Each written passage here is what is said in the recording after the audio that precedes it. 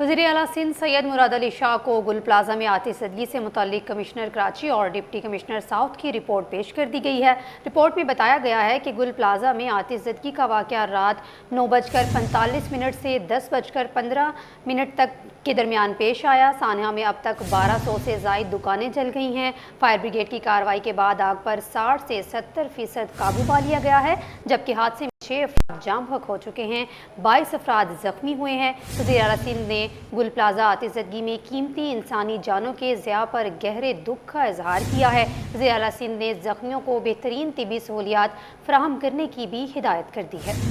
मज़ीद जानते हैं ब्यूरो चीफ अशरफ खान से। अशरफ खान, अपडेट कीजिएगा, रिपोर्ट पेश कर दी गई है।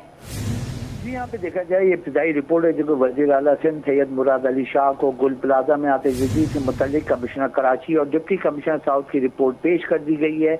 ब्रीफिंग में बताया गया है कि गुल प्लाजा में आतिशदगी का वाक़या रात 9:15 से 10:15 के दरमियान पेश आया है।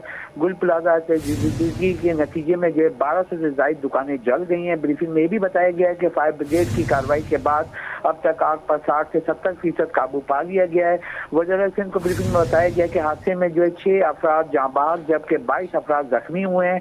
तमाम जख्मियों को सिविल अस्पताल कराची के बंस वार्ड मुंतकिल किया गया है क्योंकि वो झुलस गए थे। इमदादी कार्रवाई में 22 फायर ब्रिगेड की गाड़ियां, 10 वाटर बाउजर और 4 स्नॉकल गाड़ियां शामिल हैं जो कि मुसलसल रेस्क्यू के काम अंजाम दे रही है। रेस्क्यू 1112 ऑपरेशन में 35 एम्बुलेंसों ने भी हिस्सा लिया है। वज़ीर आला सिंध को आगाही देते हुए बताया गया कि वज़ीर आला सिंध का जो है यहाँ पे जो हिदायत दी है कि गुल प्लाजा जिंदगी में कीमती इंसानी जानों की ज़िया पर गहरे दुख का इजहार किया वज़ीर आला सिंध ने, और यहाँ पे जाँ बहक अफराद के लवाहिकीन से दिली हमदर्दी और ताज़ियत का इजहार किया है। मुराद अली शाह ने जो है गुल प्लाजा सानिया में भारी माली नुकसान पर भी अफसोस का इजहार किया है। वज़ीर आला सिंध ने आग बुझाने के दौरान शहीद होने वाले फायर फाइटर की कुर्बानी को खराज अकीदत पेश किया है। फायर फाइटर ने अपनी जान खतरे में डालकर शहरियों की जिंदगी बचाई है। वज़ीर आला सिंध ने कहा है कि जख्मियों को बेहतरीन तिब्बी सहूलियात फराहम करने की हिदायत कर दी है। रेस्क्यू और पुलिंग का अमल मुकम्मल खात्मे तक जारी रखा जाए और वज़ीर आला सिंध की इंतजामिया को सख्त हिदायत दी है और कहा है कि वज़ीर आला सिंध ने ज़रिए इंतजामिया, पुलिस और रेस्क्यू इदारों को रेस्क्यू ऑपरेशन जारी रखने का हुक्म दिया है।